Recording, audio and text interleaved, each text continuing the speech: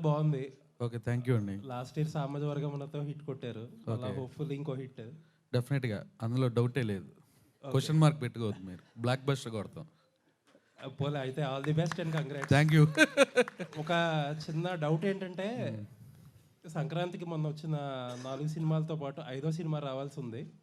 But చాలామంది ఏంటంటే అదే ఇండస్ట్రీలో ఏదో మాట్లాడి చాంబర్ ద్వారా ఒక అడ్జస్ట్మెంట్ చేసి ఒక సినిమాని February 9th పంపించారు, రవితేజ గారి ఈగల్. ఓకే, అప్పుడు చాలా మంది పెద్దలు ఏంటంటే మాకు సోలో, ఆయనకి సోలో రిలీజ్ ఇప్పిస్తానని అన్నారు. బట్ ఎందుకు మీ సినిమా కూడా అదే డేట్కి వస్తుంది? ఇది క్వశ్చన్కి మా హీరో గారు ఆన్సర్ చెప్తారు.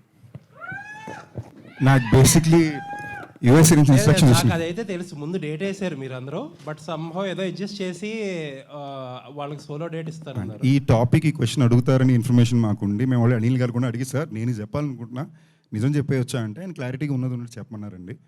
ఆనెస్ట్గా చెప్పాలంటే నేను నమ్మేది ఒక ఆనెస్ట్లీ మేము రావాలనుకున్న ఇనిషియల్గా మేము కోరుకున్న సినిమా డే 2 సంక్రాంతి అండి. మేము సినిమా రెడీ అయ్యే టైంకి మేము సంక్రాంతికి వస్తే బాగుంటుందని అనిల్ గారు కూడా అనుకున్నారు.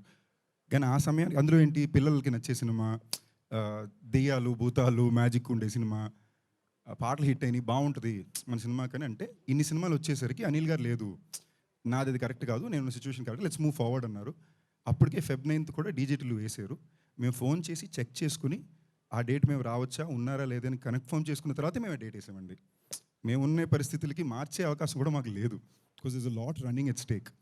So at the same time ఇప్పుడు మీరు ఉంచే ఇంకో సినిమా ఉంది Raviteja garu, I'm huge fan of his.